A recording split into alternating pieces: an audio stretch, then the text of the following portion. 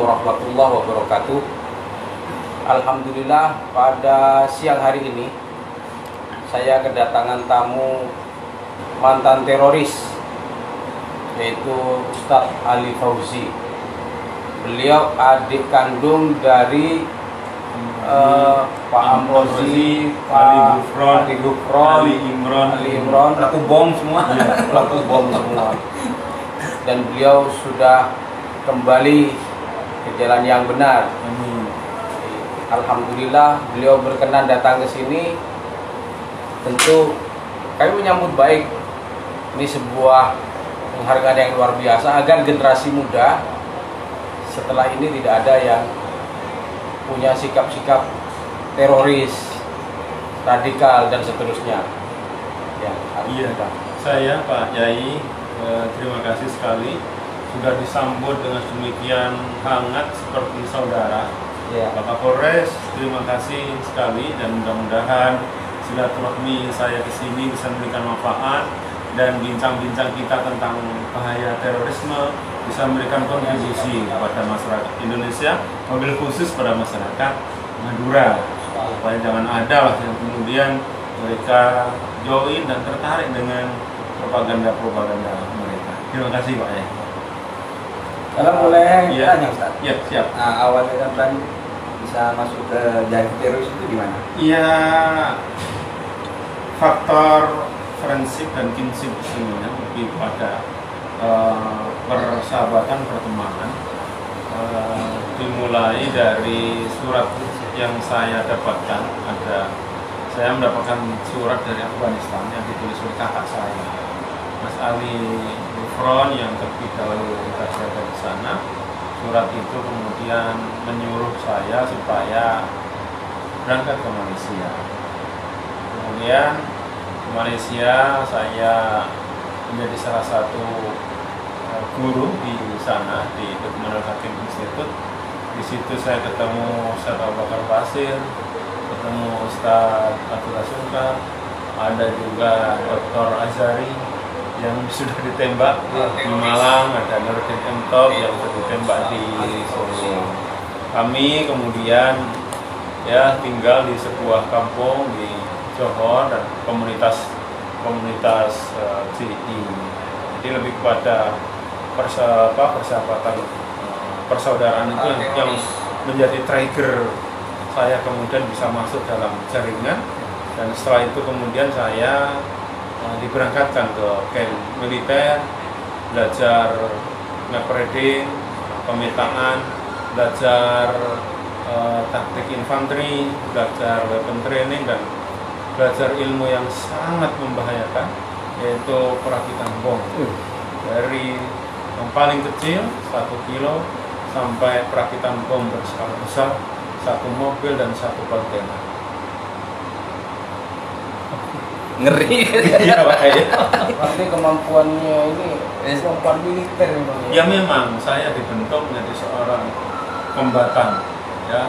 Jadi seni berperang, seni membunuh yang kasar maupun yang paling lembut memang diajarkan pada saya. Jadi bagaimana meramu racun, bagaimana membunuh orang yang tidak berbekas itu biasa.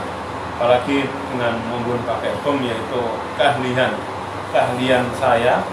Memang saya ahlinya di situ, mix bom. Pak Yai mohon izin, mohon maaf, jabatan saya terakhir di Jawa Timur itu sebagai kepala instruktur perakitan bom. Atau mau belajar bom ya? Jangan. Belajar merakit perdamaian. Belajar merakit perdamaian. Awal-awal hijrah itu terasanya gimana? Ya tentu setelah lama bertahun-tahun saya hidup di kelompok ini, saya ikut konflik di Mindanao, kemudian di Ambon, lanjut di Poso, saya jadi instruktur pelatihan, dan kemudian ada bom Bali 1 tahun 2002 yang semua bahannya dari rumah saya. Itu ada Mas Ali Imron, Mas Amrozi, Mas Ali Gufron terlibat langsung. Dan kemudian bom seberat 1 ton 125 kilo itu meledak di Bali. Polisi berhasil mengidentifikasi Mas Amroni ditangkap, Mas Ali Imron ditangkap, Mas Ali Imron ditangkap, saya melarikan diri ke Mindanao Filipina. Saya juga di sana ditangkap. Kemudian saya dipulangkan ke Indonesia setelah di penjara, dan yang kemudian menjadi miftah, ya bahasa santrinya kan miftahul khair, kunci kebaikan yang ada pada saya itu ya ketika saya bertemu dengan bapak yang ada di Mabes Polri. Ada Satgas Bom pada waktu itu, ada Brigjen Pol Surya Dharma Salim, ada Pak Guru sendiri juga, ada Tito Karnavian, ya soft operas itu ya, kemudian meruntuhkan tubuh saya, hati saya. Saya awalnya Pak, perkiraan saya sama disiksa lagi, tapi ternyata nggak ada sentuhan, nggak ada siksaan, yang perlakuannya jauh berbeda ketika saya di Filipina dan di Indonesia. Itu awalnya saya kemudian menjadi mau berpikir dulu. Yang saya dengar ketika proses radikalisasi, mentor-mentor saya bilang polisi itu setan, polisi itu jahat, tauhid.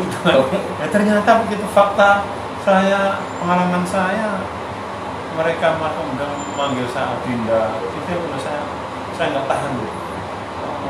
Tak saya dirusak betul. Jadi ada doktrin bahwa polisi itu wajib dibunuh.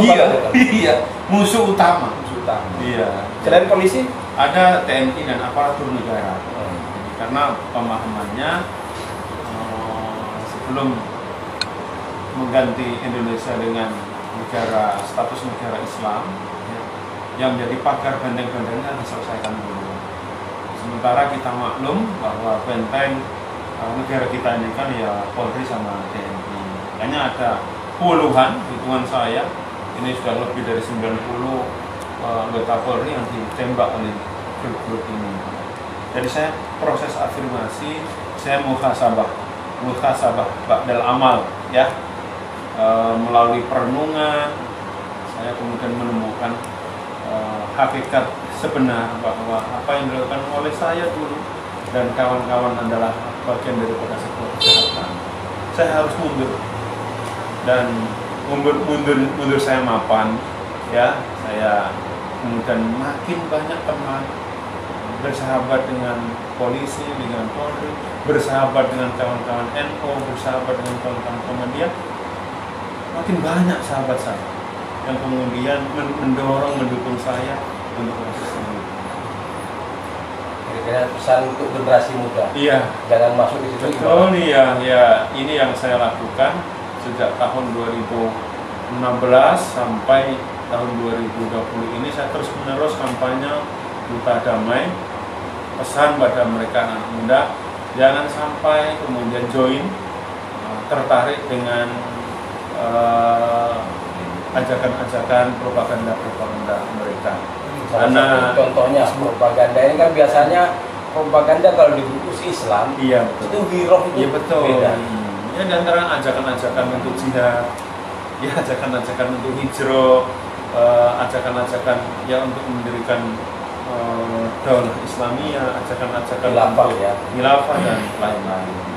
Itu diantara satu dari sekian ciri-ciri yang biasa. Nah, ini yang menarik tuh, Ustaz. Ya. Soal rekrutmen. Ya. Nah, ini yang menarik sebenarnya.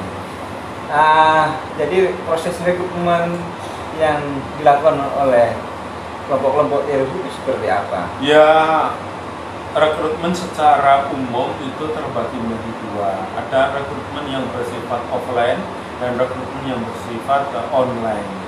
Namun belakangan ini semenjak ada internet ini, yang masif dilakukan oleh grup-grup ini adalah melakukan rekrutmen lewat online. Itu cepat ya? Cepat sekali.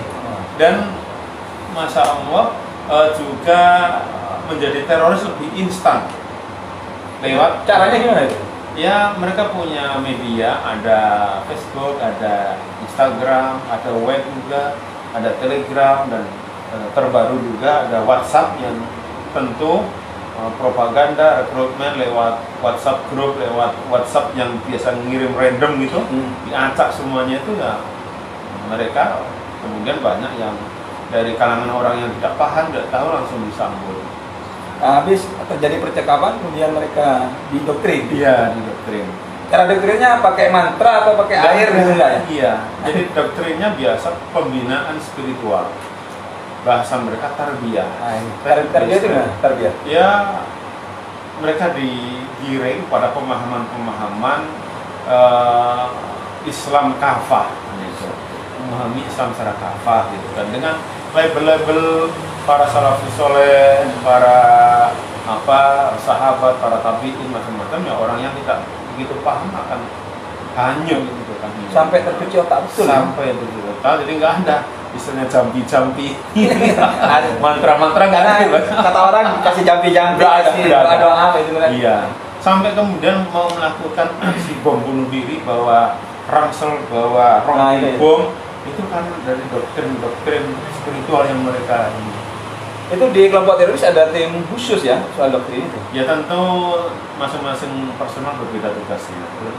Iya, ada yang bagian rekrutmen, ada yang bagian askari, ada bagian tarbiyah. Ya, kalau kita bicarakan 2 hari ini mungkin tidak selesai ini, karena memang harus begitu ngaji, harus ngaji ya, betul. Begitu kompleksnya masalah teroris ini, dan yang perlu dipahami bagi masyarakat semua di dalam memahami isu terorisme ini, bahwa terorisme ini bukan rekayasa, bukan operasi intelijen, juga bukan pengalihan isu, peran politik, tidak. Ini 100% wallahi dilakukan oleh grup-grup yang intoleran, grup-grup yang ingin menggulingkan Indonesia dan kemudian mengganti falsafah berbangsa dan bernegara, dan kemudian mereka di atas kehancuran Indonesia itu ingin membangun sebuah negara tersebut. Gimana? Cukup ya? Mungkin ada pesan terakhir dari Keikon dan Buku Lain udah. Ya, Ustaz Ali Fauzi itu Ya, menangkap radikalisme. harapan sama saya terorisme. mudah-mudahan generasi muda memahami, terutama di isu-isu sekarang harus pandai-pandai memilih, paling tidak banyak bertanya kepada guru. Itu harapan kita. Jadi Ya, slogan yang biasa saya usung, jaga NKRI, damai itu pertiwi. jaga NKRI. Sederhana tapi luar biasa bermakna. Iya, begitu. Saya rasa sudah cukup. Mudah-mudahan bermanfaat. Assalamualaikum warahmatullahi wabarakatuh. Waalaikumsalam.